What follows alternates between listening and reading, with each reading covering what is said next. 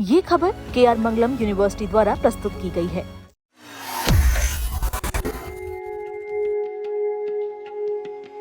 हिंदू धर्म में वट सावित्री व्रत का अत्यंत पवित्र और विशेष महत्व माना गया है, जिसे सुहागिन महिलाएं अपने पति की लंबी आयु, दाम्पत्य जीवन की सुख समृद्धि और अखंड सौभाग्य की कामना के साथ करती हैं।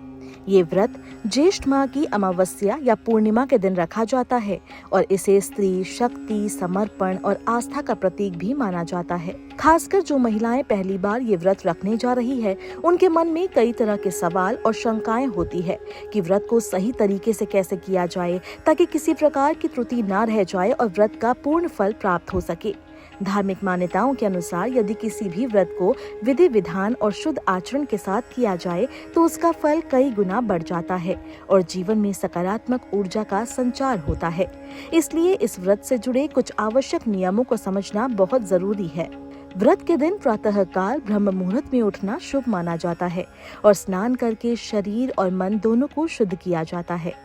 इस दिन स्वच्छ और पारंपरिक वस्त्र पहनने की परंपरा होती है, जिनमें लाल या पीले रंग को विशेष रूप से शुभ माना गया है, क्योंकि ये रंग सौभाग्य और समृद्धि का प्रतीक होते हैं। स्नान के बाद महिलाएं अपने हाथ में जल लेकर व्रत का संकल्प लेती है, जिसमें वे पूरे श्रद्धा भाव से ये प्रण करती है कि वे ये व्रत नियम पूर्वक और पूर्ण आस्था के साथ करेंगी। ये संकल्प व्रत की आध्यात्मिक शक्ति को और अधिक मजबूत बनाता है। वट सावित्री व्रत में 16 श्रृंगार का भी विशेष महत्व होता है, जिसे सुहागिन स्त्रियों के सौभाग्य का प्रतीक माना जाता है। पहली बार व्रत रखने वाली महिलाओं के लिए ये परंपरा और भी महत्वपूर्ण होती है। हाथों में मेहंदी लगाती है, माथे पर सिंदूर सजाती है, चूड़ियां पहनती है और पैरों में आलता या महावर लगाकर स्वयं को पारंपरिक रूप से सजाती है। ये श्रृंगार न केवल बाहरी सौंदर्य को दर्शाता है, बल्कि वैवाहिक जीवन की शुभता और समर्पण का भी प्रतीक माना जाता है। पूजा के लिए वट वृक्ष यानी बरगद के पेड़ का चयन किया जाता है, जिसे धार्मिक दृष्टि से अत्यंत पूजनीय माना जाता है। यदि पास में वट वृक्ष उपलब्ध न हो तो घर पर उसकी टहनी लाकर भी पूजा की जा सकती है। पूजा के दौरान महिलाएं बरगद के पेड़ के चारों ओर कच्चा सूत या कलावा लपेटते हुए परिक्रमा करती है। परिक्रमा की संख्या परंपरा के अनुसार 7, 11 या 108 तक की जाती है, जिसे श्रद्धा और क्षमता के अनुसार किया जाता है।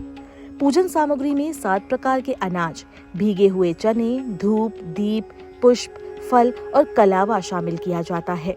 ये सभी सामग्री शुद्धता और समृद्धि का प्रतीक मानी जाती है।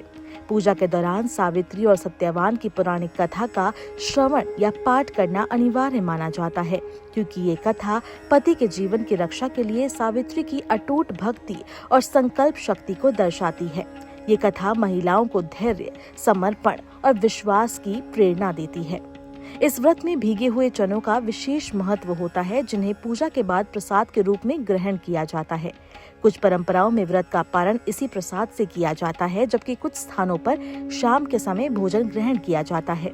व्रत के दौरान खान पान में पवित्रता और संयम का पालन करना आवश्यक माना जाता है। पहली बार व्रत रखने वाली महिलाओं को काले या नीले रंग के वस्त्र पहनने से परहेज करने की सलाह दी जाती है, क्योंकि इन रंगों को इस अवसर पर अशुभ माना जाता है। इसके साथ लाल, पीला, गुलाबी या नारंगी रंग अधिक शुभ और फलदायी माने जाते हैं।